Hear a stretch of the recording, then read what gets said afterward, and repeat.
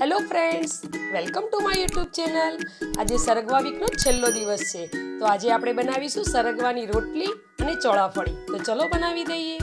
સરગવાની રોટલી બનાવવા માટે મેં એ સરગવાના કૂણા પાન લીધા છે. બધા જ વિડીયોમાં મેં કીધું છે કે જ્યારે પણ સરગવાની પાનની રેસીપી બનાવીએ ત્યારે કૂણા પાનનો જ યુઝ કરવાનો. એ પાનને મેં ચૂંટીને એક બાઉલમાં રાખી લીધા છે અને 2 થી 3 દિવસ એને સૂકવી અને પાવડર તૈયાર કરીને રાખી દીધો છે. એક પેનની અંદર 1 ચમચો ઘઉંનો લોટ, સ્વાદ અનુસાર મીઠું અને જે આપણે પાવડર તૈયાર કર્યો હતો એ 2 ચમચી પાવડર એડ કરી અને આપણે લોટ બાંધી દઈશું.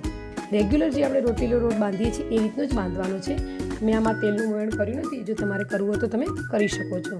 અગાઉના વિડીયોમાં પણ મેં તમને જણાવેલું હતું કે જો તમારી આજુબાજુ ગાર્ડનમાં, સોસાયટીમાં કે વાડી ખેતરમાં ક્યાંય પણ તમને જગ્યા લાગે તો એક નાનો એવો છોડ વાવી દેવો. હવે આ લોટને 15 થી 20 મિનિટ સુધી આપણે ઢાંકીને રાખી દઈશું. 15 થી 20 મિનિટ થઈ ગઈ છે.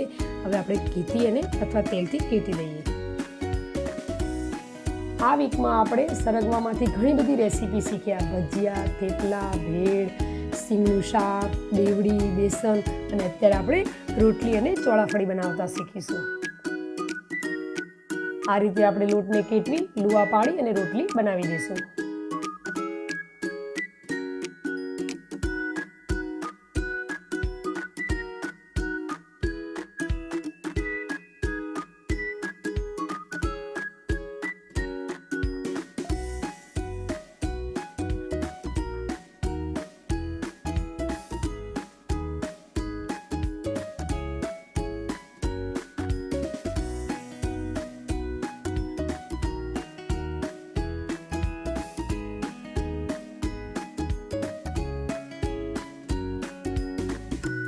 રોટલી આપણી તૈયાર થઈ ગઈ છે.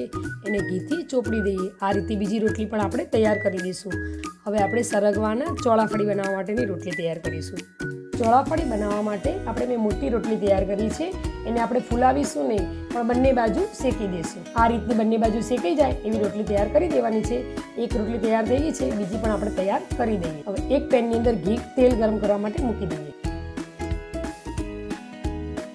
તેલ ગરમ થઈ જાય અને આપણી રોટલી થોડીક ઠંડી થઈ જાય પછી આપણે એને પીસ કરીશું. તમારે પીસમાં જે ચોઈસ હોય એ પ્રમાણે તમે શેપ આપી શકો છો. રેક્ટેંગલ, સ્ક્વેર, ટ્રાયંગલ ગમે તે શેપ આપી શકો. અત્યારે મેં રોટલી ગરમ કરીને ચોળાફળી બનાવું છું. અત્યારે જો તમારા ઘરમાં ઠંડી રોટલી પડી હોય એને પણ આ રીતે તમે તળો તો એકદમ સરસ લાગે છે નાસ્તામાં. ચોળાફળીના પીસ તૈયાર થઈ ગયા છે.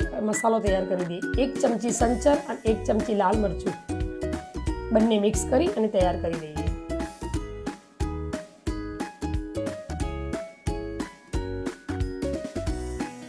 આપણું તેલ ગરમ થઈ ગયું છે. ચોળાફળી તળી લઈએ. આપણે જે અત્યારે સરગવાનો પાવડર બનાવ્યો એ તમે જે રેગ્યુલર મસાલા ભરતા હોય એની અંદર આપણે ધાણા જીરુંનો ઉપયોગ કરી એ જ રીતે તમે આ પાવડરનો દાળ શાકમાં ઉપયોગ કરો તો બહુ સરસ લાગે છે. જો તમને મારો વિડીયો પસંદ આવે તો લાઈક, શેર અને સબસ્ક્રાઈબ જરૂરથી કરજો.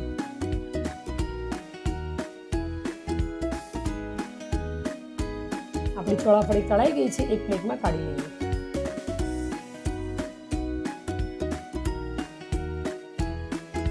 આ રીતે બીજી ચોળાફળી પણ તળી દઈએ. જે પહેલા તળાયેલી હતી એની અંદર મસાલો ભભરાવી અને હલાવી દઈશું. આપણી ચોળાફળી તૈયાર.